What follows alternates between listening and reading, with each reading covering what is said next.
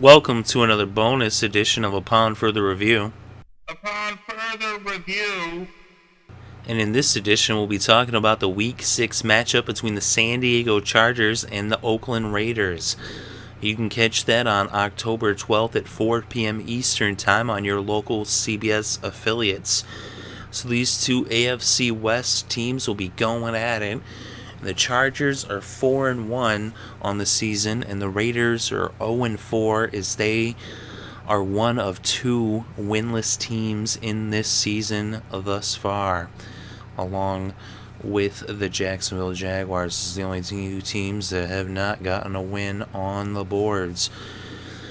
But for the Chargers, they started off with a loss in Week 1 on Monday night, part of that Monday night doubleheader, and they were against the Arizona Cardinals in Arizona, and they lost by just 1 point, 18-17. And I'll tell you, that 1 point is the difference between the Chargers being undefeated. If they were undefeated, wouldn't everybody be talking about the Chargers are the best, the number one team?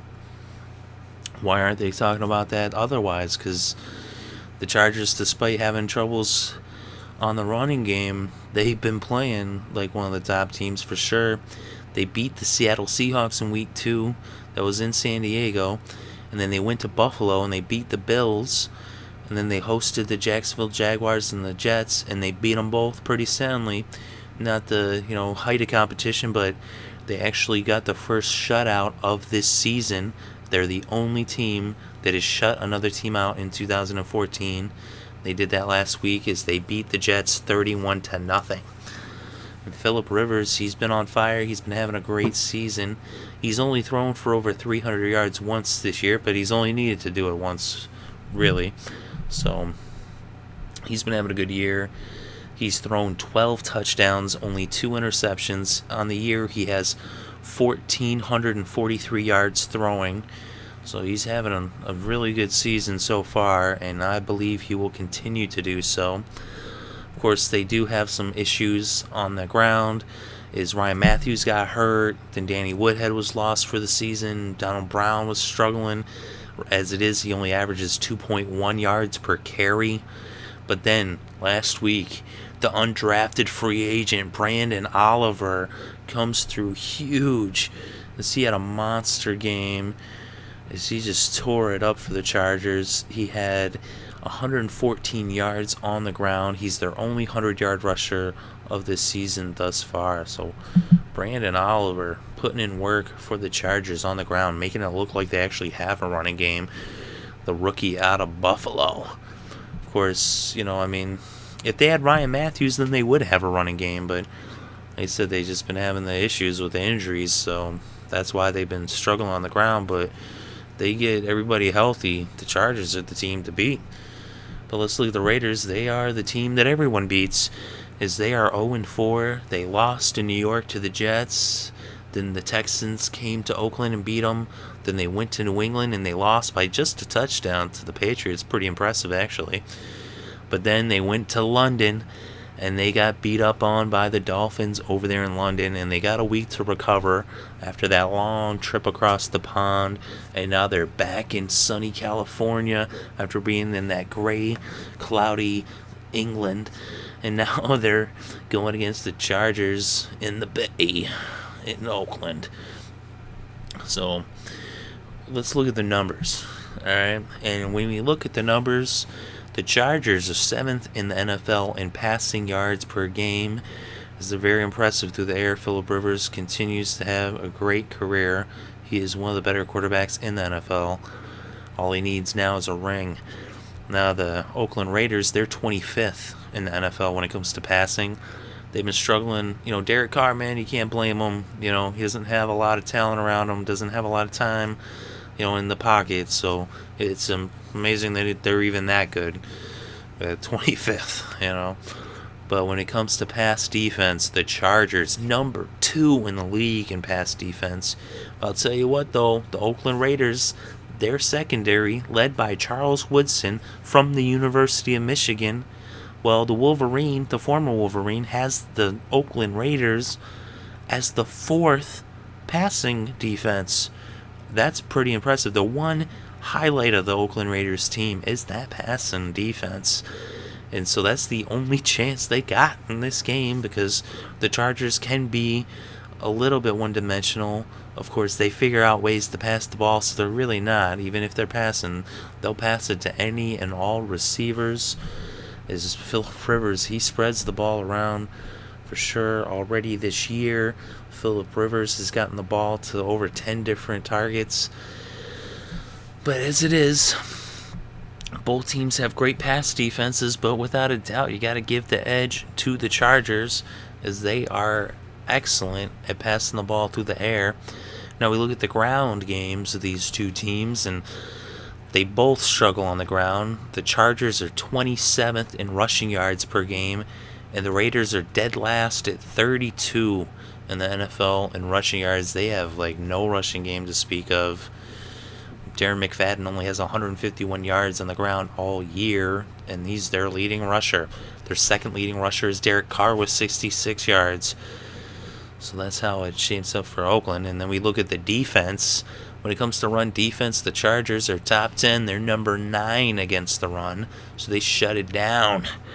Whereas the Raiders, they are 31st. That's the second worst. So the Raiders, they can't stop the run to save their life.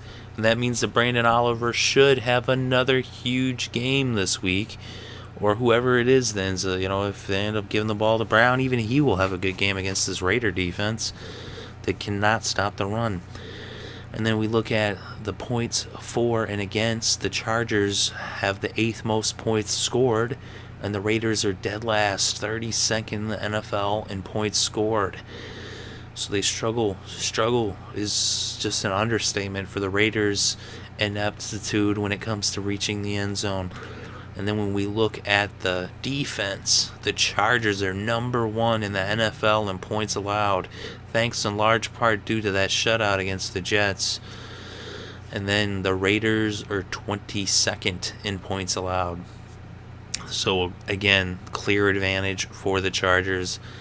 All around, Chargers really have the advantage in this game, and really this is the easiest game to pick of the week. Really, the Chargers should have no problem going in there and just dismantling the Raiders. They should beat them bad. It could get ugly. I mean, the Raiders might not even score. Maybe they score a couple field goals, put up 3, 6, maybe 9. The Chargers shouldn't have much problem scoring, although the Raiders secondary might be able to slow them down a little bit, might be able to keep them out of the end zone a little bit, force them to run. Maybe the Chargers are kicking a lot of field goals. Maybe Nick Novak is a good option as a fantasy kicker. Personally, I went with Prater this week, but Nick Novak was, a second option.